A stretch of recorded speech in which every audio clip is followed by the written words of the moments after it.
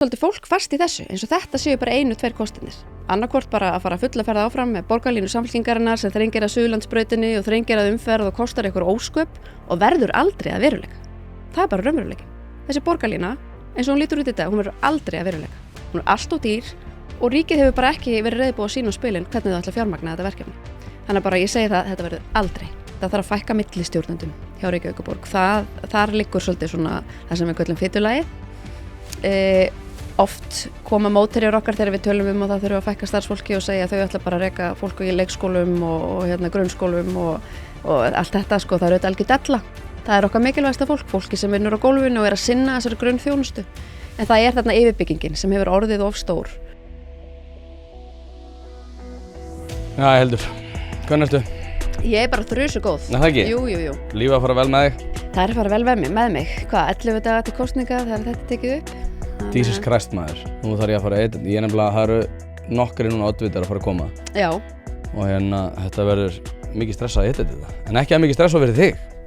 Hvernig sér þetta fyrir þér? Hvernig leggst í þig? Það leggst rosa vel í mig, sko. Og ég hef gaman að vera í kosningum. Og ég er eiginlega þannig eftir því sem álagið á mér eykst, þá er ég betri, sko. Já. Og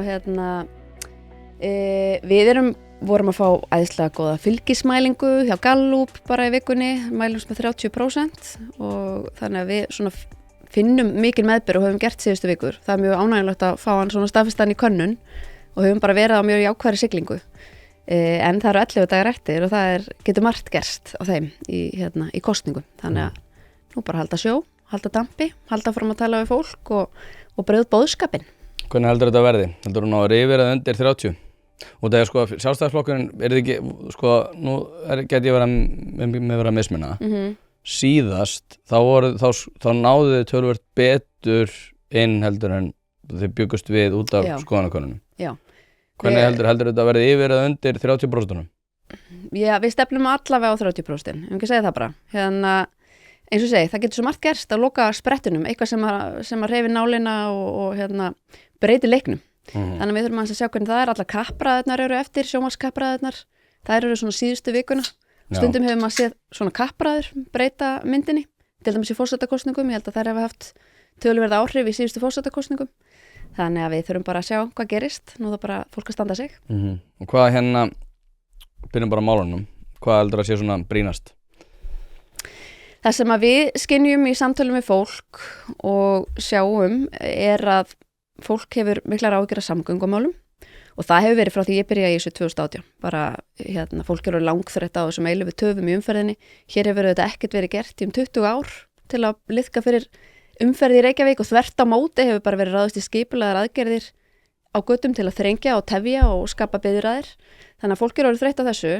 Ef ég væri með svona teljara, það sem ég var að telja hvað fólk talar oftast við mig, þá er það raunverulega bílastæðamál. Það er alveg ótrúlegt, sko, en samt kannski ekkert svo ótrúlegt með við stefnuna sem hefur verið rekin. Þannig að fólk er svona orðið þreytt á þessu trúabrögðum sem hafa verið í kringum samgöngumálin hjá núverandi meirihluta og fyrri meirihlutum sem hafa verið undir stjórn Samfylkingar.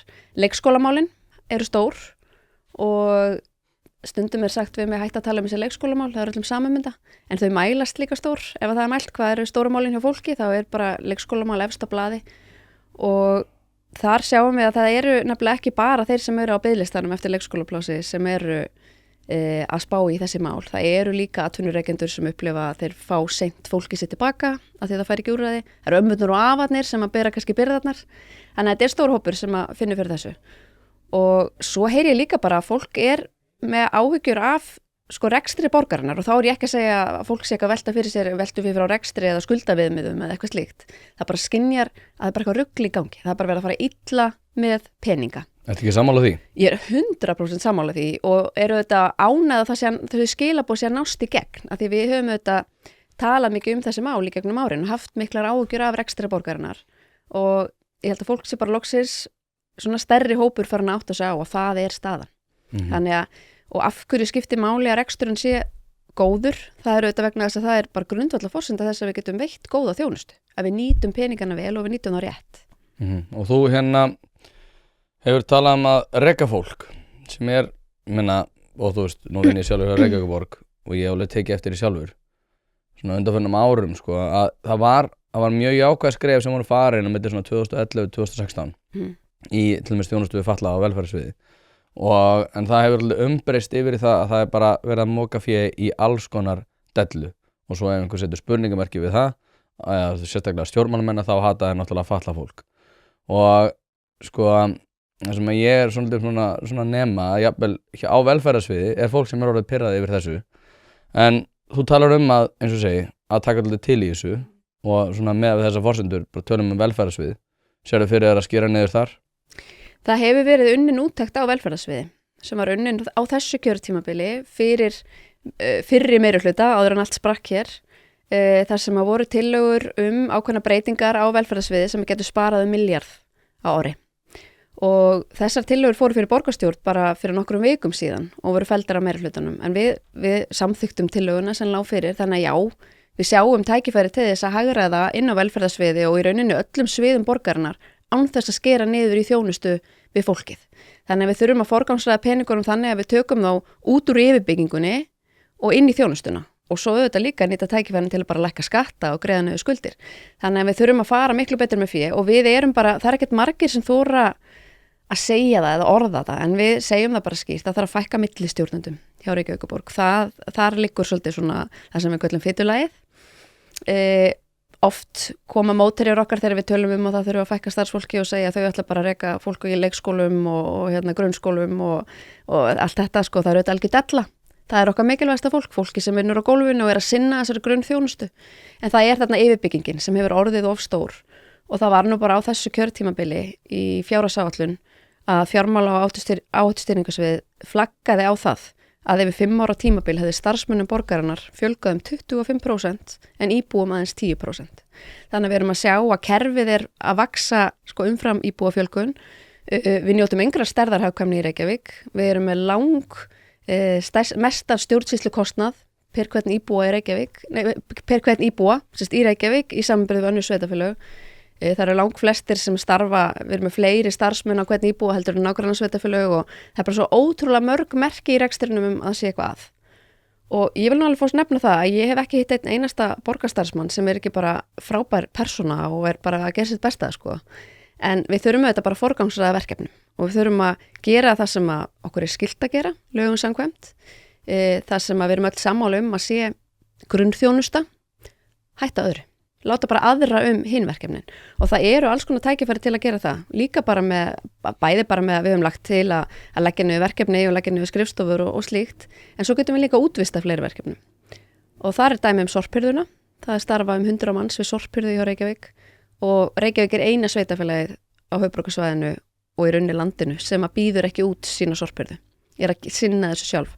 Reykvíkingar ekkert sérstaklega ánægðir með sorphirðuna og ég hef tekið eftir að það hefur tekið sig svona ruslakvíði hjá húsmæðurum í Reykjavík að fólk og bara fólki, ekkert bara húsmæðurum, að fólk svona veigra sig við að fara að henda hlutum í ruslið sko, því að tunnurnar eru alltaf fullar, þannig að það er svona að spara sér það eitthvað neginn, auðvitað átt ekkert að vera svona. Þannig að þetta er eitt af því sem þarf að laga og það er grunnþjónusta. Já, fyrir þá aðeins í svona praktísk atriði út af því að sko þú segir að þurfa að fækka millistjórnendum og þú segir að við notum ekki stærðarhagkvæmni en þá myndi einhver nú segja býtum við, sko, Reykjavíkurborg að taka að sér miklu meiri þjónustu heldur en aðrir.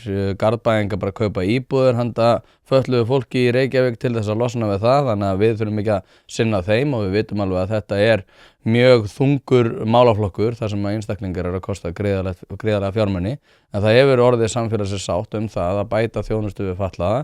Við höfum verið að sjá til dæmis eins og Kópavogshæli og fleiri stöðum þar sem að fötluðum var bara einhvern veginn komið fyrir og þeir bara hafður út að gangi og ef það var eitthvað vesen að þá bara gátu þeir bara verið að sinna sér sjálfir og starfsmaðurinn læsti sér bara frammi til þess að koma sér úr aðstæðunum.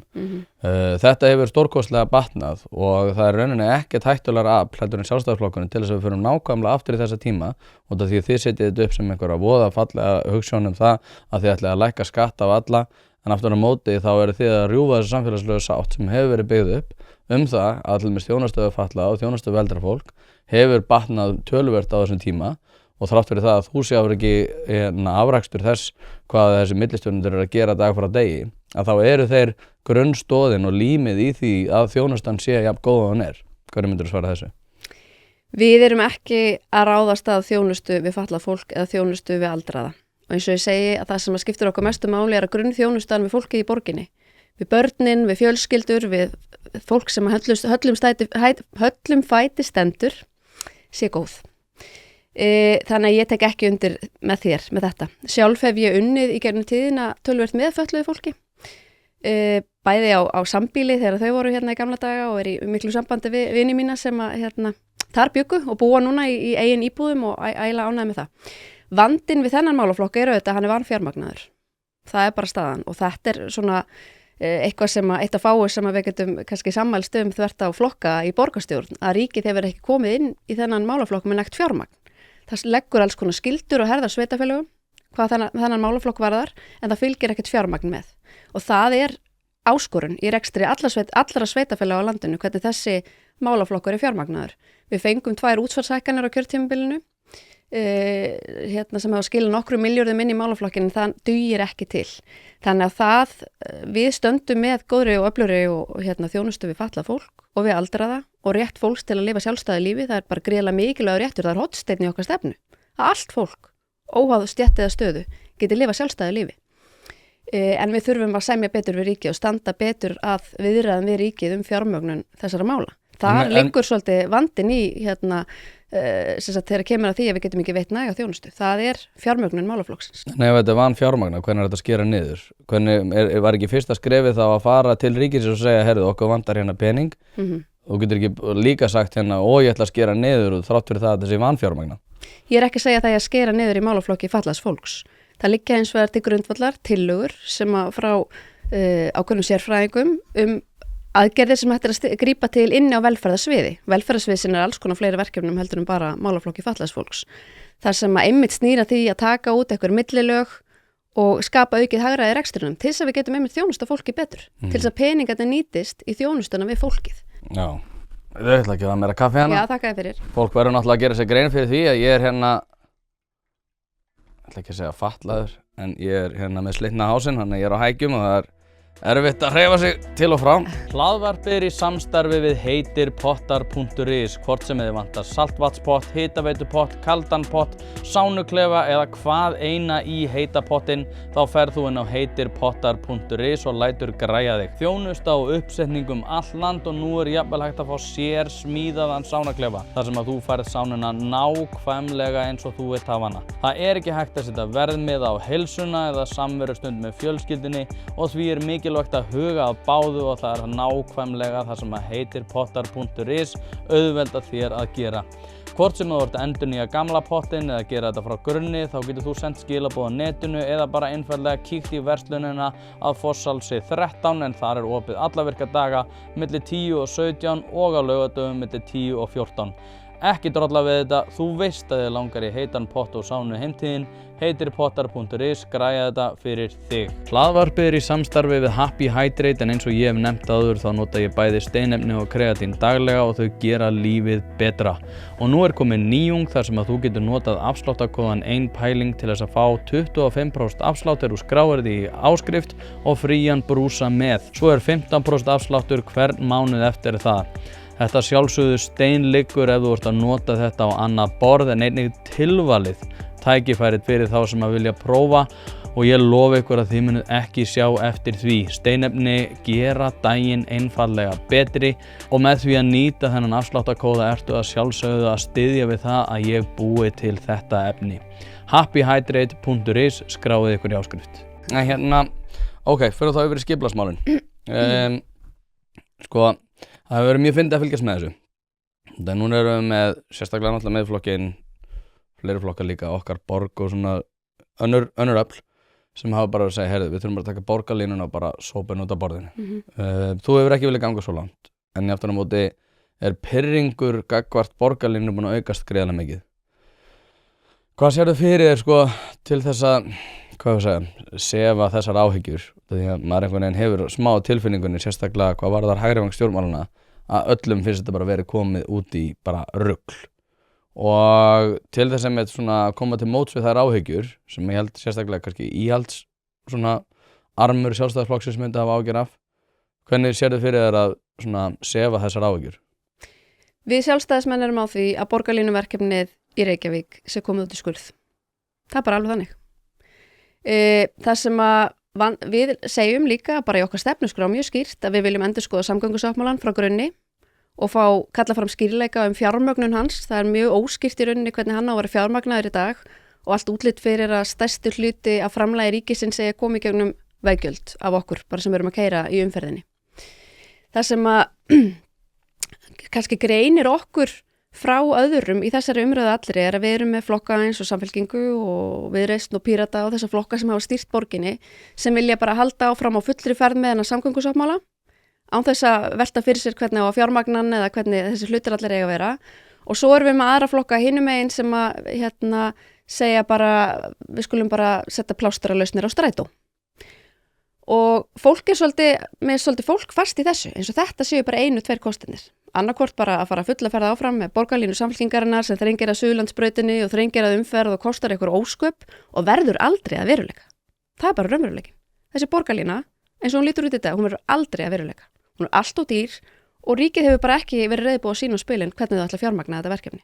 Þannig bara ég segi það, þetta verður aldrei. Svo er aftur hitt, mér finnst mjög dapurlegt að ætla sér bara að setja einhverja plástra á strætó.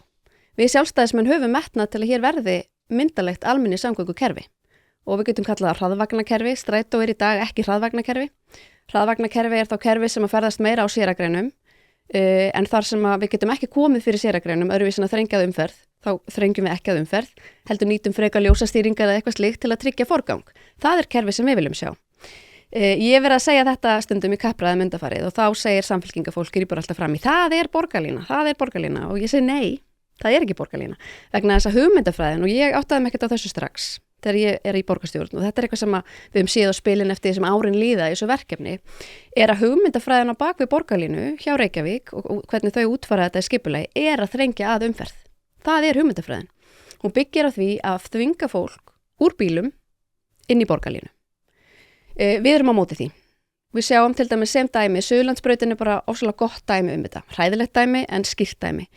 Þar sem eru fjöldin allur á fyrirtækjum. Miklu fleiri starfandi en ég gerði mig grein fyrir.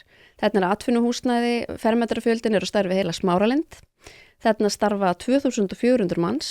Fyrirtækin þarna velta á ársgrundvelli 166 milljörðum. Það eru rosalega mikil verðmæti undir. Það hefur ekki verið neitt samráð eða samtal við þessa aðila Suðurlandsbrautina. Núna stendur til að taka 2 akreinar með við núverandi tillögur meira hlutans. Taka 2 akreinar af umferðinni, fækka bílastæðum 40% og skerða bara verulega aðgengi af verslun og þjónustu við götuna. Þannig að það er svo æðislegt að fá stæða hann alltaf. Það er einmitt, við erum með kosningaskrifstofu við Suðurlandsbraut til að standa sérstaklega með ákveðin sögn í því og við þekkjum það. Það er ekki gott að fá bílastæði þannig. Þannig að þetta hefur ekki verið neitt samtal og veruleikin eru þetta að sjá að fyrirtækin og þjónustu aðilarnir sem þarna starfa eru bara í samkeppnisumhverfi og ef að kúnnin fær ekki greitt aðgengi að vörunni eða þjónustunni þá bara fer hann eitthvað annað. Og svo er það þetta framkvæmdatíminn sem gæti verið verður alltaf nokkur ár, ekkert samráð verið haft við fyrirtækinu þann tíma og það er bara mesta líkur á að mörg þessara fyrirtæki fari bara hreinlega á hausinn á meðan á framkvæmdatíma stendur þegar það er ekkert aðgengi að þeirri verslun og þjónustu sem þetta er. Við erum algjörlega á móti þessu, höfum verið það frá fyrsta degi og það eru nokkur ár síðan að þetta kom fram. Þannig að ég hafna svona polariseringun í þessari umræðu. Það er rosa mikil polarisering í umræðu borgarmál og það eru svo miklar öfgar. Þannig að Samfylking og Píratar og Viðreisn að tala inn í ákveðnar öfgar í samgöngumálum og svo svara aðrir flokkar því með öfgum í hina áttina en ég held að stærstu hluti almennings vill bara skynsamlega lausnir þetta einhvers staðar á milli. Þar sem að við erum að greiða fyrir umferð og þar viljum við til dæmis flýta Miklubrautagöngum. Þau eru inni í þessum sáttmála í dag en þau eru algjörlega aftast í röðinni. Þau hafa komið einhvern tímann 2040 sem mun þýða svona 2050. Við teljum skynsamlegt að taka göngin bara út úr sáttmálanum, setja þau í einkaframkvæmd og bara hefja framkvæmdir strax. Gatnamótinu Sprengisand, það eru líka misla gatnamót sem hafa beðið mjög lengi og við viljum líka flýta þeim og svo eru svo ljósastýringar. Þau eru ekki töfralausn þetta, þau eru ekkert að fara breyta umferðinni, flýta umferðum 50% eða neitt svoleiðis, það er kannski 5-10% en það er heilmikið. Það er töluvert. Og það er heilmikið og það er hægt að flýta innleiðingu þeirra. Þannig að ég held að við þurfum bara að fara af stað í aðgerðir sem greiða fyrir umferð. Samhliða getum við farið að byggja hennu upp öflugt almenningssamgöngukerfi sem þrengir ekki að umferð og kostar ekki hönd og fót, er bara viðráðanlegt og eitthvað sem við raunverulega getum komið til framkvæmda. Og mér finnst eiginlega alveg ótrúlegt að fylgjast með frambjóðundum flokkana svona á vinstri vangnum og þessir nýju frambjóðundur og ég veit alveg hvernig er að vera nýju frambjóðundi, ég sýni því alveg virðingu. Maður kannski bara tekur tíma að setja sig inn í öll málin, það er bara mjög eðlilegt. En þau gera sér ekkert alveg grein fyrir hvað þau eru að segja. Þau til dæmis gagnrýna okkur mjög fyrir að vilja endurskoða samgöngusáttmálann og segja það sé algjört glapræði að fara að endurskoða samgöngusáttmálann en segja samt vilja flýta Miklubrautargöngum. Nú, það felur í sér að endurskoða samgöngusáttmálann, að taka risastóra framkvæmd og færa hann annars staðar í röðinu og þá þarf að færa önnur verkefni til og það þarf að semja með allt upp á nýtt. Já, ég sá að Samfylkingin var eitthvað að skjóta á okkur fyrir það að vilja endurskoða hann aftur og þeir voru að skjóta það að, þú veist, það var Bjarni, Sigurður Ingi og fleiri sem að koma að því að einhvern veginn endurskoða hann og svo ætli því að fara endurskoða hann aftur, einhvern veginn alltaf að vera að íta svona sparka dósinu á eftir sér, nei á undan sér segi og að Samfylkingin var að drullu yfir ykkur fyrir þetta. Já. Hvað finnst þér um það? Sko, til að byrja með að þá er alltaf látað eins og það sé eitthvað bara svakalegt leyndarmál sem menn eru að afhjúpa að sjálfstæðismenn hafi skrifað undir þennan sáttmála, að bæjarstjórar nágranna sveitarfélögum hafi skrifað undir þennan sáttmála og fjármálaráður sjálfstæðisflokks. Þetta er alltaf eins og þetta sé verið að afhjúpa eitthvað ótrúlegan skandal. Það eru bara til margar ljósmyndir af þessu og þetta er ekkert leyndarmál, sko. Bæjarstjórarnir okkar eru þetta sitja þarna við samningaborðið að semja fyrir hönd sinna sveitarfélaga. Við erum ósátt við það hvernig samið var fyrir hönd Reykjavíkur. Þarna voru Dagur B. Eggertsson fyrst og svo Einar Þorsteinsson, borgarstjórar, sátu við samningaborðið þegar að sáttmálinn var undirritaður fyrst og svo þegar hann var endurskoðaður. Við erum ósátt við það hvernig samið var fyrir Reykjavík. Við lítum líka svo á að stór hluti af því, að stærsti hluti af því sem er umdeildur við þetta borgarlínuverkefni er bara það hvernig Reykjavík ákveður að skipuleggja verkefnið inn í borginni, sem eru allar þessar þrengingar og allir þessi trúabröð og þessi hugmyndafræði einhvern veginn að stjórnast í því hvernig fólk vill ferðast. Þannig að það er það sem við erum auðvitað ósátt við og já. Ef þú ert með stjörnu í rúðinni eða þarft að fara í gegnum einhvers konar bílrúðu athugun þá ferðu að sjálfsögðu á polsen.is. Ég prófaði þetta sjálfur, var með stjörnu í rúðinni og fekk bílinn eftir örskamma stund og málið dautt. Ofan á það að veita úrvalsþjónustu í þeim efnum getur þú einnig fundið hið ýmsa á vefverslun þar sem bæði eru seldir varahlutir, ljósabúnaður, ferðavörur fyrir bílinn, reiðhjólavörur, smurefni og margt fleira. Þannig að ef þú ert að drolla við viðhaldið eða bílrúðuskiptin þá mæli ég bara með því að þú hættir því, farir á polsen.is og lætir klára málið í dag. Hlaðvarpið eins og þið vitið í samstarfi við harðfisksverslun Hrafnadals. Nú ég búinn að selja töluvert af þessum gæða harðfisk og hafa viðtökunar verið hreint út sagt ótrúlegar. Þetta valsað upp á gamla mátan, sjósaltað og kemur til þín ferskt.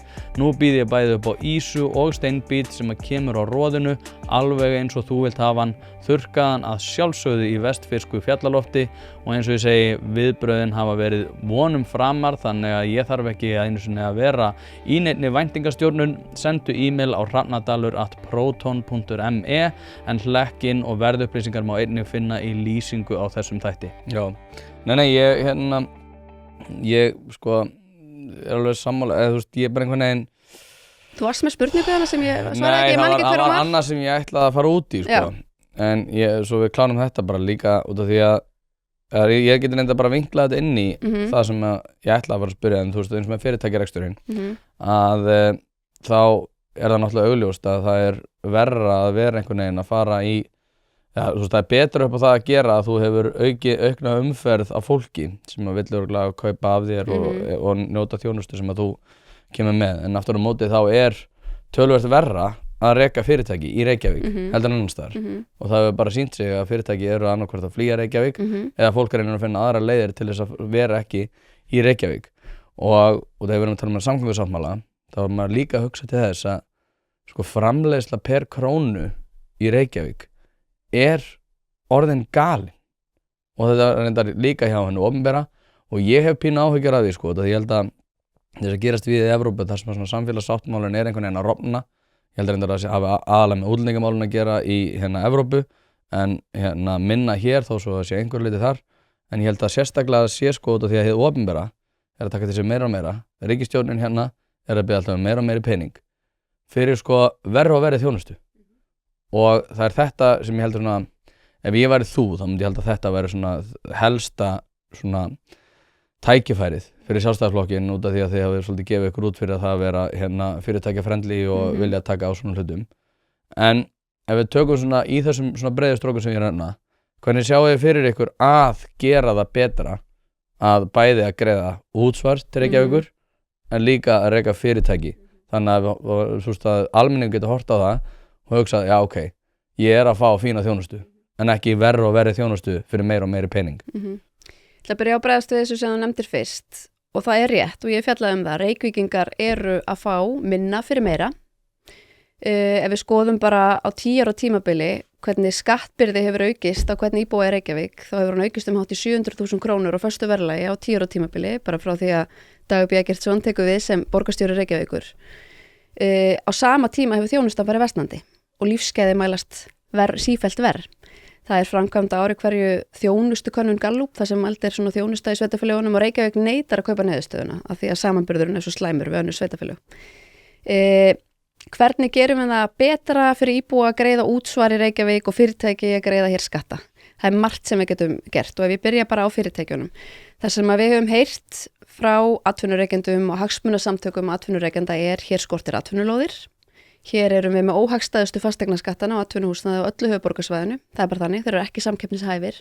Við erum með langþyngstu stjórnsýsluna, gríðarlega óvinnveitt umhverfi fyrir fyrirtækjaeigendur. Og ég hef til að mynda heyrt í ofsalega mörgum veitingamönnum og mönnum og fólki sem er að sinna viðburðahaldi sem að hefur opnað veitingastæði í Reykjavík eða verið með viðburði í Reykjavík og svo öðrum sveitafélögum. Viðhorfið í Reykjavík er þessi maður hlýtur að vera að gera eitthvað misjæmt.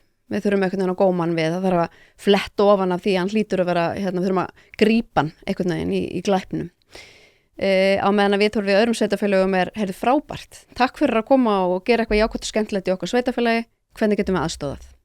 Þessu þurfum við að snúa við og við viljum breyta Reykjavíkurborg úr þessari eftirlitsstofnun í þjónustustofnun. Það sem við erum að þjónusta fólkið og fyrirtækin í Reykjavík, það er okkar hlutverk. Og ég get nefnt sem dæmi heilbrigðiseftirlitið sem að hefur reynst veitingamönnum fjötur fót. Og þegar ég er að koma inn í borgarstjórn og þá heyri ég alltaf að heilbrigðiseftirlitið, það ber enga leiðbeiningaskyldu. Það segist ekki bara leiðbeiningaskyldu, bara stjórnsýslulögum, gagnvart veitingamönnum og öðrum umsækjendum hjá eftirlitinu. Ég var mjög ósammála þessu og ákvaða endanum bara að biðja álit borgarlögmanns. Borgarlögmaður tók undir með mér, sannarlega þá ber heilbrigðiseftirlitið leiðbeiningaskyldu gagnvart þeim sem er að sækja hjá þeim. Og af hverju skiptir þetta máli? Af því að veitingamaður til að mynda sem ætlar að opna nýjan veitingastað og er að reyna að uppfylla allar skyldur og reglur, fær enga aðstoð frá heilbrigðiseftirlitinu. Það er bara svolítið, þú þarf bara að klóra það fram úr þessu og svo komum við að sjá hvort þú hafur einhvern veginn hitt á réttan punkt. Og þetta er auðvitað óbærilegt fyrir eitthvað sem er með jafnvel allt undir að opna eitthvað stað og þarf að bíða fleiri mánuði. Við sjáum marga sem eru búin að ráða starfsfólk og eru með menn á launaskrá í fleiri mánuði í góðri trú að geta opnað en þurfa að bíða lengi af því að heilbrigðiseftirlitið veitir ekki eðlilega leiðbeiningar. Það er örugglega líka stöðugildi í því að vera að vinna í gegnum regluverka. Svo er það, já, þetta er eitthvað sem verður að breytast, þetta er algjörlega frálegt, þetta er hvergi annar staðar svona. Þannig að það er rosalega margt sem við getum gert, við þurfum bara að skapa umhverfið sem að fyrirtæki upplifa við viljum hafa ykkur hérna, við skiljum hversu mikilvægt það er að þið starfið í Reykjavík, að það séu öflug störf í Reykjavík. Og því við vorum að tala samgöngur áðan, að þá er eitt sem að geti haft jákvæð áhrif bæði fyrir atvinnulíf og samgöngur, en það er að útluta fleiri atvinnulóðum austarlega í borginni. Að því nú er það þannig að þú myndir horfa á hitakort af Reykjavík, að þá sérðu hvernig fólkið færist úr austurhluta borgarinnar að stærstum hluta vestur eftir, að því það eru allir stóru vinnustæðarnir, þannig að það hitasvæðið allt hérna vestur frá í borginni og þess vegna eru forsendur til að reka þar veitingastæði og kaffihús og alls konar, af því það er fólk þar á daginn og útkverfin verða köld, þú veist það er auðvitað eitthvað fólk þar, en þau eru miklu kaldari heldur en vesturhlutin. Við gætum, og það myndi vera til mikils að vinna, að jafna þetta borgarskipulag, að skapa miklu fleiri atvinnutækifæri austarlega, þannig þyrftu færri að vera alltaf að ferðast svona langan veg, við getum jafnað þessa umferðarstrauma, að því að við horfum líka bara á drónamynd af umferðinni, þá sjáum við hvernig samgöngu innviðirnir eru fullir öðrum megin á mótni, allir streyma vestur og svo snýst þetta við síðdegis. En við gætum nýtt þessa innviði betur ef við varum að dreifa fólki betur borgina. Þannig að þarna gætum við skapa tækifæri til þess að fjölga fyrirtækjum í Reykjavík og jafna þessa umferðarstrauma og gera fólki austarlega í borginni kleift að vera styttri á leiðinni til vinnu og við sjáum til dæmis í könnunum á hérna svona samgöngu ferðavenju könnunum, það rosalega margir sem að óskaðis helst að geta labbað í vinnuna. Finnst það bara mjög eftirsóknarvert að geta, og mér finnst, ég er svo heppin, ég get labbað, ég gera það ekki nógu mikið, ég gera það í góðu veðri kannski, en það eru mjög margir sem myndu vilja geta labbað í vinnuna. Og það eru þetta ekki tækt nema að það sé eitthvað vinnustöður í hverfinuðinu eða í námunda við hverfið þitt. Þannig að þarna væri til mikils að vinna fyrir atvinnulíf og fyrir umferðina. Hvernig getum við gert betur fyrir íbúana? Það er svo, þar komum við inn í þetta sem við ræddum áðan, að skera niður í yfirbyggingunni. Því að þegar fólk á þetta ekkert val það bara lögbundir skylda að greiða útsvar til sveitafélags. Þetta er tæplega 15% af launum fólk sem að renna í hérna borgarsjóð og við viljum auðvitað bara að fólki líði vel með að þessir fjármunir renni til okkar að þið viti að við séum að veita góða og öfluga þjónustu. Og því miður og þetta er það sem ég skynja líka. Fleiri og fleiri eru farnir að átta sig á að fjármunirnir eru ekki að renna í góða þjónustu heldur inn í hítina í eitthvað rugl. Og því þurfum að snúa við. Jú, kæru hlustendur, hlaðvarpið í samstarfi við fyrirtæki sem að vilja gera hlutina almennilega og eitt af þeim að sjálfsögðu alvöru bón. Alveg eins og þetta hlaðvarp leitast við að auka viðnámsþrótt samfélagsins, eykur alvöru bón endingartíma bílsins með því að halda honum hreinum og fínum. Hringið í síma 5880705 eða sendið á alvörubón@alvörubón.is. Nú ef þú vilt einfalda þetta fyrir þér enn frekar þá kíkjuru bara á staðinn af Viðarhöfða 2A og lætur fagmenn sjá að bíllinn þinn sé hæfur til þess að vera séður á götunum. Já, ég vekk slatt af spurningum. Já. Fyrir ég mun ekki komast í kannum að allar. Ok. Það var afsakað röddina mína. Hér er einn sem ég veist ágætt og þetta eru Þorgrímsson spurningarnar.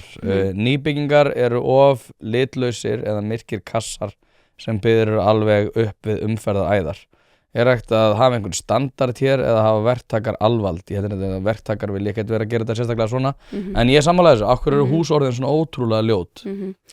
Það er mjög áhugavert að rýna í umhverfi sálfræði þessu samhengi og Páll Jakob Líndal hefur verið að rannsaka þetta og það er mjög áhugavert þar sem hann hefur verið að sýna fólki kannski 100 götumyndir í Reykjavík og biðja fólk að ranka hvað er ljótt og hvað er fallegt og hann kennir umhverfi sálfræði í Háskólanum í Reykjavík og það er bara ár eftir ár bara nánast eins niðurstaða og fólki finnst fallegri þessi bara gömlu hverfi þar sem er eitthvað sjarmi og það er eitthvað standard og lagt eitthvað í að hlutir séu hugulegir.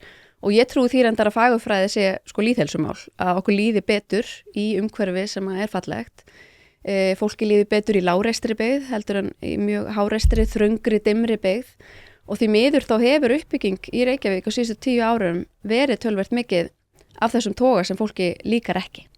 Það hafa verið byggð mjög háhús í þröngri byggð, lítið birtu, lítil áhersla á græn svæði og við viljum stöðva þá þróun og fara tilbaka og byggja Reykjavík meira svona bara á þessu Reykjavíkumódeli á því hvernig Reykjavík byggðist upp hér áður, öll þessi fallegu grónu hverfi. Við þurfum að horfa aftur meira til þess. Sko ég sammálaði nefnilega í því, ég held að verktakar þeir vilja bara byggja falleg hús en það sem ég heyri mikið frá verktökum það fer svo rosalega mikill kostnaður við húsnæðisuppbyggingu í tafir. Og það sem að gerist ef þú farið að útluta lóð í Reykjavík að þú þarft að greiða byggingaréttagjald bara á fyrsta degi og þannig að það er mjög mikill svona framþungi í kostnaði og menn þurfa jafnvel að fjármagna þetta á lánum og þá fylgir mikill fjármagnskostnaður. Og svo eru bara tafir og tafir ofan og bið og kerfið er lengi að leysa mál og lengi að afgreiða umsóknir og lengi að hleypa húsnæðisuppbyggingu á stað og þá er svo mikill kostnaður farin í tafir að það er lítið eftir til að eyða í gæði. Þannig að þessu þurfum að snúa við og við erum með það til að mynda okkar stefnusgrá að gera uppbyggingasamninga við þá sem fá lóðir í Reykjavík. Við gefum 12 mánaða greiðslufrest á byggingaréttagjaldi þannig að menn þurfi ekki að greiða neitt fyrstu 12 mánuðina, geta farið á stað. En þá eru líka kvaðir það ef þú ferð ekki á stað strax að þá þarftu eftir ákveðin tíma bara skila lóðinni. Þannig að þá stöðum við líka þetta brask og það að menn séu að fá til dæmis eins og einhverjir hafa fengið niðurgreiddar lóðir og byggja hagkvæmt húsnæði og sitja á þeim og selja þar með gróða og allt þetta er mjög öfugsnúið. Þannig að við þurfum að svona liðka fyrir húsnæðisuppbyggingu, draga úr öllum þessum kvöðum, það eru svakalegar kvaðir á húsbyggjendur í Reykjavík. Til dæmis að þurfa að hafa verslunarhúsnæði á fyrstu hæð og fasteignafélögin stigu fram fyrir nokkrum viku síðan og sögðu að nú eru verslunarrými á fyrstu hæðum í Reykjavík sem samsvara heilli kringlu, sem standa auð. Og þetta voru menn þvingaðir til að byggja og þegar þessi rými standa auð og komast ekki í útleigu, þetta eru þetta bara kostnaður sem leggst ofan á íbúðurnar og hæðunum fyrir ofan sem fari í sölu á honum almenna markaði og hækka húsnæðisverð. Þannig að það ég vil meina að svona kerfi Reykjavíkur, tafirnar í kerfinu, það hvernig greiðslur eiga að berast, þetta allt saman leiði til þess að verktakar og þeir sem byggja húsnæði eyða allt og miklu í tafakostnað og kerfiskostnað. Það lítið eftir til að fara í gæðin. Og svo ykkar jafnvel innviðakostnaðar sem fer ekki einu sinni í innviði. Þannig að við erum á einhverjum stórkostlega skrýtnum stað. En svo annað í þessu sem hérna Bjarg og Blær, sem eitthvað batteri sem svo skrítið að það engu lagi líkt. Þannig að það þorir enginn að gagnrýna þetta út af því að þá náttúrulega bara sagt við hvað vilt þú ekki að fólk sem að minna má sín hérna hafi húsnæði. Finnst þér ekki að fólk sem að hjálpað þurfi eigi að fá þak yfir höfuð og ég bara jú að sjálfsögðu. En þið eruð ekki að hjálpa þeim.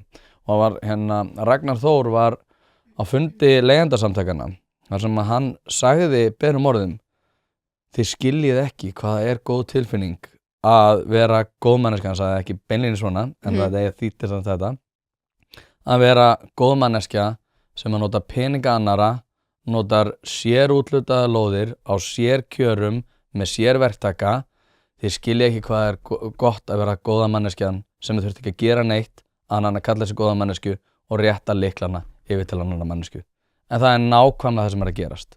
Og það eitthvað bogið við það að það séu sér lóðir á sér kjörum fyrir sér hópa þar sem verið að riðla verðskinn markaðarins það hvað raunverulega kostar að byggja húsnæði sem eins og þú varst að segja hækkar verð þeirra sem að reyna að standa sig betur með því að safna sig fyrir eignum og ég menna ef ég til dæmis eins og þegar ég var að safna mig fyrir íbúð þá var ég að keppast við að taka sem flestar aukavaktir. Aftur á móti í dag, já nákvæmlega, aftur á móti í dag þá myndum við falla melli skips og bryggju þar sem við vorum að reyna að safna okkur eins mikið en þá værum við ekki að falla undir það hópa sem að geta þá sérstaklega fengið þetta húsnæði en þá verðum við líka að borga hærra verð fyrir þetta fasteignaverð sem að síðan hækka verðbólguna. Það eitthvað að í þessu kerfi. Sammála, það verið að taka út alla hvata til þess að vera duglegur og auðvitað það svona kjarnin í okkar stefnu, okkar sjálfstæðismanna að menn uppsker eins og þau sáu og við umbunum fólki fyrir dugnað og ef þú stendur þig betur og gerir meira þá ferðu meira. En það ekki þar með sagt að við viljum ekki standa með þeim sem höllum fæti standa. Við stöndum alltaf með þeim sem höllum fæti standa og fólki sem lendir í hremmingum. En það líka hluti af okkar stefnu að reyna að styðja fólk aftur til sjálfstæðslífs og til að standa á eigin fótum þegar og ef það getur. Sumir auðvitað geta það aldrei og þurfa bara alltaf stuðning og við bara gerum það að sjálfsögðu. En við erum með kerfi í dag þar sem fólk fer inn í og fær stuðning. Það getur verið á vettvangi félagsbústaða eða annar staðar og það fer aldrei aftur út úr kerfinu. Það ákveðin vandi.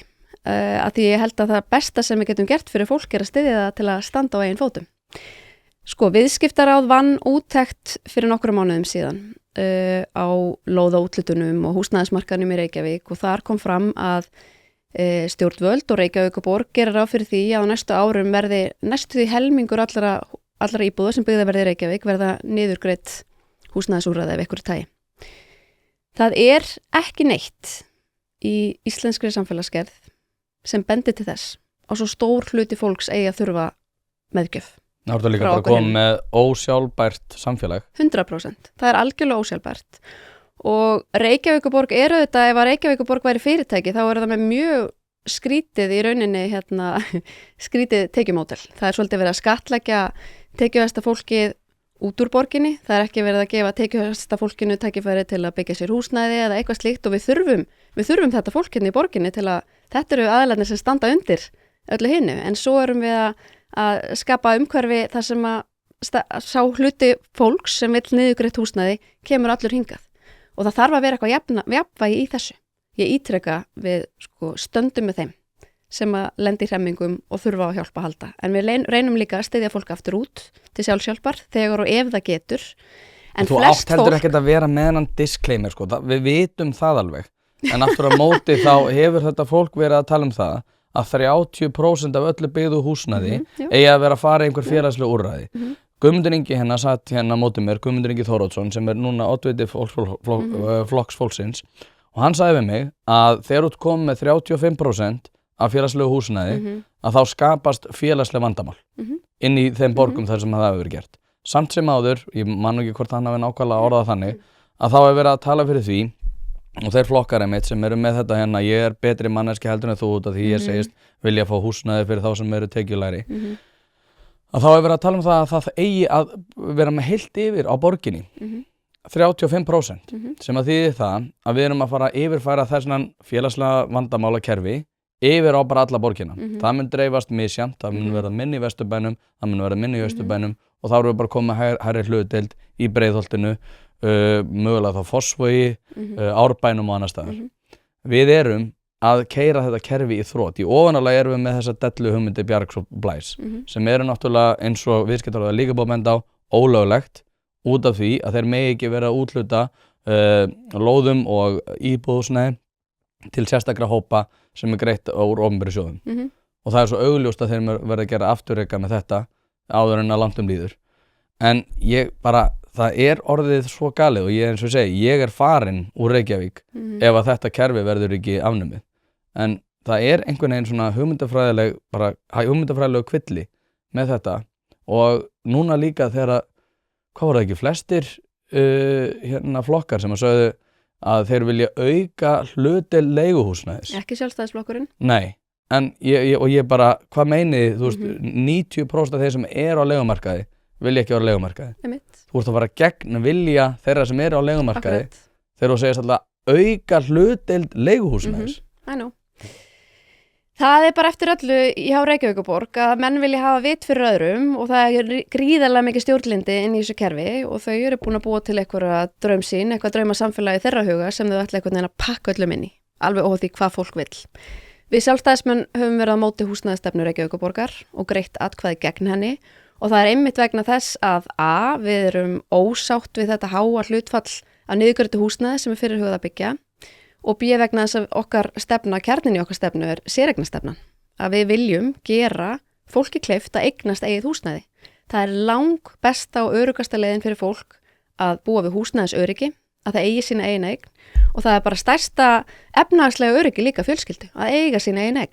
Til þess að gera fólki þetta kleift þá þurfum við þetta heilbrigðan húsnæðismarkað og Reykjavíkurborg ber mikla ábyrgð á því, ekkert alla, en mikla, hvað húsnæðisverður hækkað mikið hér í landinu. Hér hefur verið skipulögð lóðaskortstefna, hér hefur bara verið heimilt að byggja á mjög dýrum þéttingarreitum.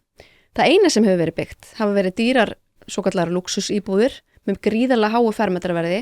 Það er það hvatin þannig. Hvatin þannig. Luxusíbúðina geta verið settar út fyrir svega. Akkurat, nema hvað, að þær eru byggðar fyrir slíkan vermiða að fáir eiga þess kost að kaupa þær nema fólk sem kannski að fara að selja einbýli sitt og minnka við sig. En það kærir sig ekki allar þessar íbúður af því að margar þeir eru án bílastæða. Þannig að þetta bara algjörlega galið. Það sem við viljum gera, við viljum gefa markanum miklu meira frelsi það hvað byggt hér í Reykjavík. Borgin að stjórnast í því hvort að menn að byggja 4 svefnherbergja íbúðir eða stúdíóíbúðir eða hvað nú Það veit enginn betur hvað markaðurinn vill en sá sem að selja vöruna. Menn sem að byggja hér íbúðir, þeir vilja þetta byggja söluvænlega vöru. Við viljum gefa miklu meira frelsi í þessum efnum, afnema þessi hámörkum bílastæðareglur og bara treysta markanum betur til þess að byggja vöruna sem fólk kallar eftir. Við viljum líka lækka þessi hlutföll sem snúa að niðurgreiddu húsnæði og ég var nú einhvern tímann að kvart undan þessum hlutföllum öllum og benda á að það verður nú ekki svona stór hópur í samfélaginu sem ætti að þurfa niðurgreiðslu á sínu húsnæði. Og þá var einn mjög reið við mig og sagði bara þetta alveg óþolandi að þú skulle tala svona og ég bý hjá Bjargi sjálf og eitthvað og ég veit að þessi kona með 1,5 milljón í mánaðarlaun sko og ekki eina fyrirvinna heimilisins og ég velti bara fyrir mér af hverju eru Jón og Gunnar sem eru kannski nýskriðun úr háskólanámi og eru í aukavinnu til að safna sig fyrir íbúð, af hverju þau að niðurgreiða húsnæði fyrir þessa konu. Þannig að það eru þetta eitthvað skekkja í þessu kerfi. Það bara aftur, ég kem bara með disclaimerin Tóti þó þið finnst það skrítið, af því að það bara þannig að ef ég gerir það ekki, þá veit ég hvað gerist næst.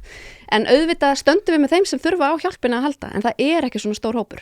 Og ef ég nefni núna sem dæmi Úlfarsárdalinn, þar sem að fyrirhugað að byggja 4.000 íbúðir, mjög þéttabyggð, og þar á að vera bara rosalega mikið félagsleg úrræði. Og ég hef verið að benda á hættuna við það að skapa svona umhverfi þar sem að við setjum saman mikið af fólki sem glímir við félagsleg vandamál og fátækt og minnst það bara, og það ekki á það bætandi að koma þetta með 4.000 manna gríðarlega þéttabyggð.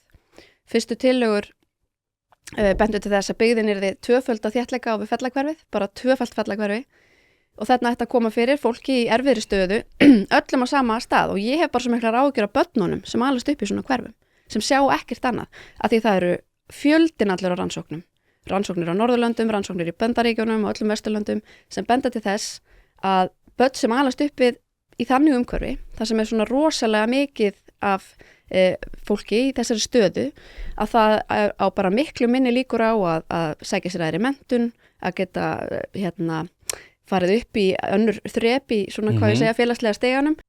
Þannig að ég hef bara mjög miklar áhyggjur af þessu skipulagi og mér finnst menn vera í skammsýni þarna, því þarna svara vinstri menn og segja já en þetta fólk þarf húsnæði. Já, ég er alveg sammála að það er húsnæði, en við þurfum líka að huga framtíð barnanna sem alast þarna upp. Að við séum ekki skammsýni að byggja þarna eitthvað húsnæði og við skulum nú alveg nefna það líka, það tekur heillanga tíma að byggja upp þetta hverfi í Úlfarsárdal sko. Þannig að börn sem eru á hrakhólum með foreldrum sínum í dag, þau eru ekki að fara að fá skjól í Úlfarsárdal í sinni barnæsku. Það er líka bara svo mikið mikilmennsku brjálæði sko. Þessi þáttur er í boði Þorgrímsson og Co. fyrirtæki sem að flestir í byggingabransanum þekkja vel og það er ekki af ástæðu lausu. Ef þú ert í einhvers konar verkefni, hvort sem að það er smá heimaverkefni eða stærri framkvæmdir, þá er þetta einfaldlega staðurinn. Þeir eru með allt frá veggefnum og loftefnum yfir í gólf, klæðningar og alls konar sérhæfðar lausnir sem að gera lífið þitt einfaldara. Ég hef sjálfur verslað við fyrirtæki gegnum tíðina einmitt til þess að finna lausn við hljóðeinangrun sem er líka ástæðan fyrir því að hljóðvistin hjá mér er eins góð og raun ber vitni. En það sem að kannski skiptir mestu máli er að þegar þú rennur við í Ármúla 29 þá færð þú alvöru ráðgjöf, ekki bara einhverja vöru, heldur hjálp við að velja það sem er rétt fyrir þig hverju sinni. Eins og segi, staðsettir í Ármúla 29 í Reykjavík en senda allt land. Mjög þægilegt, kíktu á thco.is eða thorco.is og skoðaðu úrvalið. Að geta hort á eitthvað fólk sem að er, og ég meina eins og ég nefndi oft við Sólveig Önnu þegar hún kemur hingað sko, þá segi ég við hana, ég meina, þú veist, þú ert alltaf að tala með þessi lægstu 20%, ég meina 20% eru líka stórum hluta fólk sem er kringum 18-25 ára. Ég meina, ég var að sjálfsögðu lægstu tekjutíðin þegar ég er 18-25 ára. Þannig að það er ekkert óeðlilegt að vera í lægstu tekjutíðin að stóru leyti. Aftur á móti þá er eins og þú ert að segja að þegar fólk er að ferðast á milli tekjutíðinda og við séum enn félagslega hreyfanleika, það er það sem er eftirsóknarvert. Þannig að lægstu 20% verða alltaf lægstu 20%, alveg saman hvernig við skimum þessu. Akkurat. En það er svo mikið mennsku brjálæði að geta hort á eitthvað fólk og sagt sko að þú munt ekki ná langt í lífinu nema að ég komi þér til bjargar. Og þegar við erum eins og þú varst að segja að þegar það er stærsta svona ákvörðun hvers og eins er hvar þeir ætla að búa og hvar þeir ætla að kaupa heimili að það sé einhvern veginn á mér að svona this is all about me, hefur þessi Breaking Bad með hérna, it's all about me, þú veist, það er ég sem er að fara að bjarga þessum hópum. Þá er ég bara svona, þú veist, í fyrsta lagi þú kannt ekki búa til húsnæði. Þú svona komst þér í pólitík og gott hjá þér. En ég meina þú kannt ekki búa til húsnæði, þú ert ekki með sérþekkingu á skipulagsmálum, en þú telur samt sem áður að það verði fyrir tilstundið þín að fólki sé að fara vegna betri lífinu. Þannig að þú ert í rauninni búin að taka þennan einstaklingskraft, þessa mannesku, og segja þú munt ekki ná langt í lífinu nema að ég sjá þig fyrir húsnæði. Og það er samfélagslega svo slæmt að vera að setja fólk á þann stað. Þrátt fyrir það, og eins og ég segi, ég hef með fötluðum í 16 ár. Ég veit alveg að það er fólk sem að þarf nauðsynlega að hjálpa að halda. En það er ekki 35% af Íslendingum. Sammála. Hjartanlega sammála. Þannig að þarna er gríðarlega mikil skekkja og það sem að skiptir auðvitað máli að því að við erum auðvitað í samfélagi þar sem félagslegur hreyfanleiki er mjög mikill en við þurfum að passa að það hefur líka verið bara pólitísk sátt í mjög langan tíma að byggja blönduð hverfi. Að koma ekki öllum félagslegum húsnæðisúrræðum fyrir á sama stað. Það þykir bara vond stefna bara allstaðar í kringum okkur.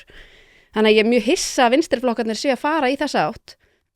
Er þeir ekki að gefast upp á því samt? Er þeir ekki að gefast upp á því svona, ég veit ekki, maður svona heyrir, þú veist, eins og með samfélkinguna, sko, þá var þetta einhvern veginn, þú veist, nei, þetta er búið að vera frábært hingað til, en ég ætla samt að búa breytingar.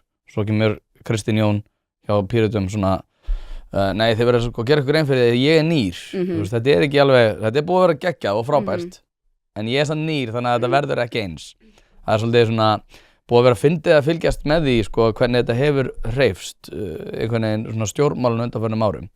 Og reyndar svona, svo út af því að mér langar líka að koma að sinna sjálfstæðisflokkin í þessu, út af því þú talar það, þá þurfur að koma með disclaimer. Það versta sem að sjálfstæðisflokkurinn gerði var að telja sig áfram vera í ríkisstjórn með Vinstri grænum eftir að hafa búið að slíta þeirri stjórn. Og sjálfstæðisflokkurinn hefur verið svona ótrúlega meðvirt batteri sem alltaf einhvern veginn að reyna að passa upp á það, einhvern svona orðstýr þess sem að byggja á því að kannski geti vinstri menn kosið okkur. Í stað þess að einhvern veginn standa í lappirnar og núna ert þú á þínu öðru kjörtímabili og það hefur bara verið þannig að fólk hefur ekki að nægilega miklum krafti vilja starfa með sjálfstæðisflokknum. Hvort sem að það stjórnmálin sem að gera það, en aftur á móti hafa kjósendur þá ekki verið að kjósa sjálfstæðisflokkinni nægilega miklu mæli. Ég tel að það sé að hluta til út af því að þið hafi bara verið allt og meðvirk gagnvart þeirri umræðu sem hefur verið ykkur. Það að segja, það einhverju vinstri menn sem alltaf að segja og þið einhvern veginn alltaf á afturlöpunum á eftir vagninum að segja nei, við erum ekki svona ömuleg, nei, að sjálfsögðu vil ég húsnæði fyrir þá sem að þurfa nauðsynlega að halda bladibla. Af hverju hafið þið verið svona óstjórnlega meðvirk gagnvart svona bara stjórnmála umhverfinu þegar að sjálfstæðisflokkurinn hefur verið svona byggst upp á því að stýra svona mestmegnis af lýðveldistímanum, en þið hafið orðið að einhverjum svona meðvirkum bleiðum gagnvart umræðinu sjálf ykkur. Og þetta á bæði við landsmálin og líka borgarmálin. Sko, ég vil meina að sjálfstæðisflokkurinn hafi verið í allt og mikilli vörn frá hruni og gefið öðrum of mikið tækifæri til þess að skilgreina okkur í stað þess að við skilgreinum okkur sjálf. Ég held þetta sé að snúast og þetta sé að breytast og ég nú svolítið að taka eftir því núna að nú eru aðrir flokkar að tilengja sér stefnu sjálfstæðisflokksins í borgarmálum. Það svolítið fyndið að fylgjast með því. Það eru nokkrir flokkar bara eiginlega búnir að taka upp stefnuskrá okkar í bara allri sinni dýrð.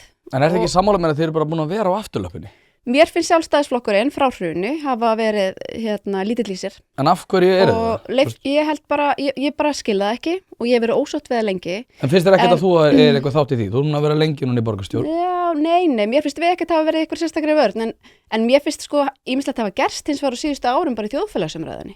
Margt hefur breyst í þjóðfélagsumræðunni og ef ég tek til að mynda 2018 þegar ég að koma inn fyrst, að þá eru gerða mælingar á því hvað brennur helst af fólki og veistu hvað var efst á blaði? Loftslagsmál voru það sem flestir í Reykjavík voru bara spá í og vildu bara heyra stjórnmálaflokkana að tala Þetta bara kemst ekki að blaði í dag, núna 8 árum síðar. Þannig að svona breytist líka einhvern veginn takturinn í þjóðfélaginu og hvað það sem skiptir fólk máli. En ég held að því að þú kvartar undan því að ég gerir disclaimer á hann, þetta er svo mikið disclaimer, þetta er bara kjarnin í sjálfstæðisstefnunni. Hann það að fólk standa á einn fótum og frelsinu fylgi ábyrgð og allt það, en að við stöndum með fólki sem lendir í hremmingum og styðjum það svo aftur til sjálfshjálpar. Það er bara kjarnin í sjálfstæðisstefnunni. Þannig að það er engin disclaimer, ég er bara að fara hérna með biblíuna, sko. Ok. Já, ég veit ekki, sko. Maður er náttúrulega bara, þú veist, maður er að sjá samt fólk sem að almennt séð myndi hugnast sjálfstæðisflokkurinn, en að fara yfir til miðflokksins. Og það miðflokkurinn bara svona, tala bara tæpitungulaust, edurullu sama hvað allir að segja þá. Nærast jafnvel á umræðinu sjálfa sig og ég myndi segja að örugglega flest þau atkvæði einhverju leyti frá flokki fólksins en líka frá sjálfstæðisflokknum er þetta miðflokksfylgi. Þannig að þú er alveg heyrt þessu umræðu, skilurðu hvort þið ætla að stilla ykkur svona aðeins vinstra megin í umræðinni eða aðeins hægra megin. Hvernig hefur svona strategían verið gagnvart þessu? Þeir að leggja þetta upp? Við stillum okkur bara sjálfstæðismegin í umræðinni og við erum bara með okkar stefnu sem er sjálfstæðisstefnan og eins og ég segi að þá eru greinilega margir flokkar farnir að átta sig á því að það sem við höfum talað fyrir í mjög mörg ár og sum mál í marga áratugi er bara skynsamleg stefna. Og það eru margir flokkar að vakna upp fyrir þetta núna og það er svolítið komískt að fylgjast með þeim, taka upp okkar mál og færa þau inn í sína stefnuskrá, mál sem þau hafa jafnvel sjálf ítrekað fellt í borgarstjórnarsalnum.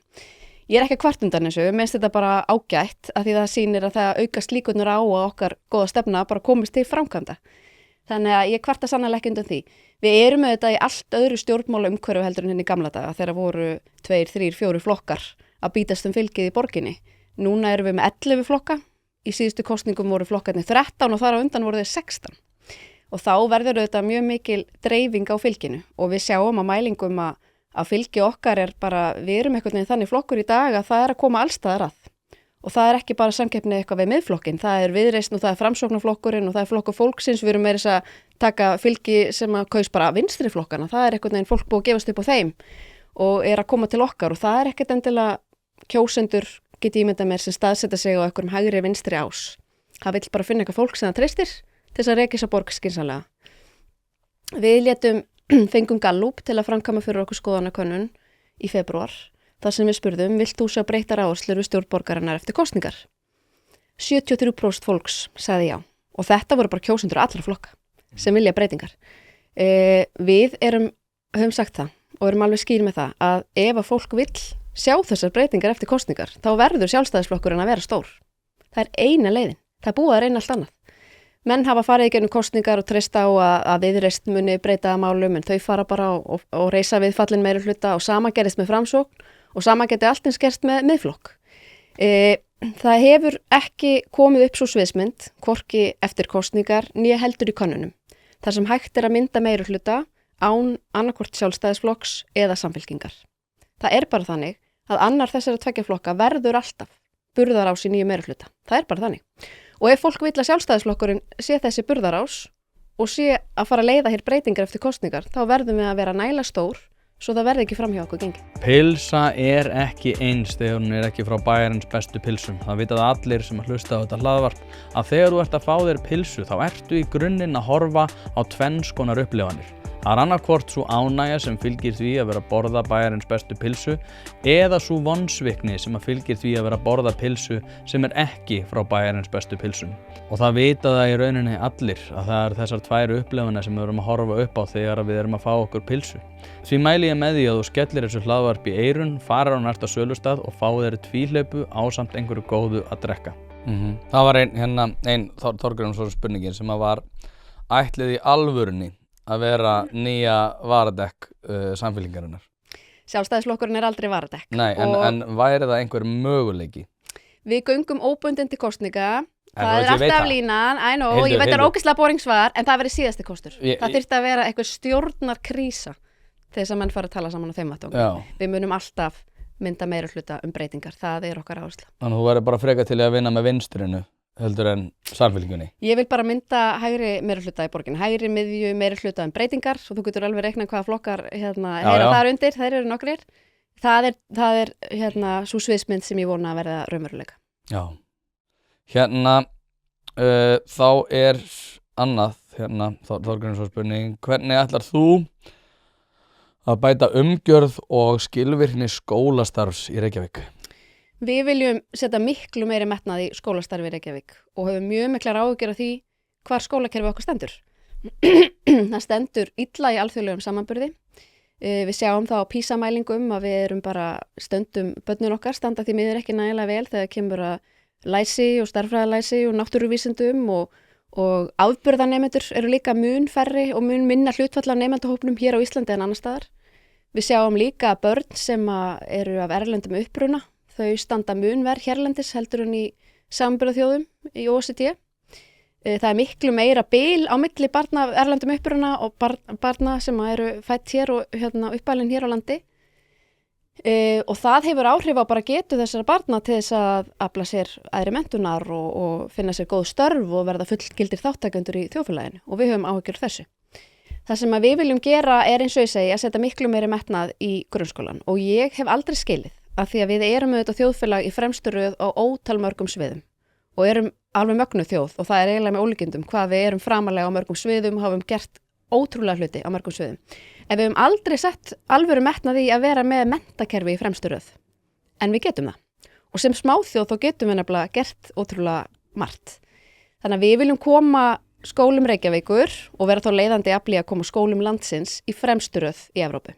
Og það tekur tíma, en við þurfum að setja markmiði strax. Við erum mjög gagnadrifin og við viljum mæla árangur miklu meira. Við viljum að séu samræmdar mælingar í öllum árgöngum grunnskólans og lokaprófi 10. bekk. Allir krakkar í Reykjavík sem eru að útskrifast á 10. bekk þeir taki sama lokaprófið og þá standa þeir meira jafnfætis þegar þeir sækja menntaskóla. Við höfum líka áhyggjur af símanótkun barna. Það þarf að taka handbremsun á því. Það þarf að taka handbremsun á því. Það sem við viljum gera er að byrja á að fara í 2 ára tilraunaverkefni með símafrí í grunnskólum og mæla árangurinn. Við erum bara öll í að mæla. Við viljum vita að það sem við gerum skilar árangri og hvaða árangri það er að skila. Það eru vísbendingar að símanotkun hafi áhrif á andlega líðan og námsgetu en við getum ekki fullist það fyrir en við höfum mælt það. Nei, við vitum það alltaf, ég menna þér líður ömurlega þegar þú ert búin að vera að skrolla í einhverja 2 tíma. En það væri mjög fróðlegt að fá mælingu á þessu, að sjá það bara svart á hvítu. Þetta hefur náttúrulega verið rannsóknir, Jonathan Haidt hefur gert rannsóknir á þessu og þar var bara mælanlegur munur á þeim sem að væru mikið í símanum og þeir sem að væru minna í símanum. Gagnvart sjálfsvígstíðinu og annað. Það sem við viljum mæla er hvort þetta hafi áhrif á námsárangur. Þannig að við ætlum að gera það. Varðandi börn af erlendum uppruna þá viljum við sérstakar móttökudeildir í Reykjavík fyrir börn sem flytja hingað til lands, tala ekki íslensku, þekki ekki íslenskt samfélag, að þau fái mígrilendingu og fari inn í sérstakar móttökudeild. Börn sem koma hingað til lands erlendis frá koma úr mjög ólíkum aðstæðum. Það getur komið eitthvað barn bara og miklu öflugra menntakerfi en hér á landi og það fer bara fljótt í gegnum þessa deild, læri bara íslenskuna og skarar jafnvel fram úr bara í íslenskum bekk í framhaldinu. En svo getur verið barn sem að kemur frá stríðshrjáðu landi og hefur ekki verið í skóla í 2 ári eða eitthvað slíkt og það er sérstakann stuðning. Við heyrum nefnilega frá kennurum, það kvarta margir kennarar undan því að það sé erfitt í kennslustofunni, að það séu sumir kennarar geta verið með 9 móðumál í kennslustofunni, lítinn stuðning. Það er erfitt fyrir börnin með öll þessi ólíku móðumál, það er erfitt fyrir börnin sem standa vel, sem fá ekki þjónustuna sem þau hafa skilið. Þannig að við teljum að þetta sé gott fyrir alla, gott fyrir kennarana, fyrir börnin sem koma hingað og flytja til lands og hina nemendurna. Það fái allir meira þjónustu við hæfi. Þannig að þetta er eitthvað sem við teljum mjög brýnt að verði gert. Þannig að það er svona, við viljum bara miklu meira metnað í skólastarf og við viljum bara strax setja okkur markmið. Við upplifum að meðalmennska hafi verið hálfgert markmið í skólakerfinu í lengri tíma. Þú þekkir kannski söguna að foreldrinu sem fekk að heyra það frá skólastjórunum að B væri besta einkunnin sem að barn geti fengið. Sem er auðvitað algjör þvættingur og við viljum auðvitað bara einkunnir aftur á talnakvarðanum 1-10. Borgin ákveður það ekki, það ráðuneyti til.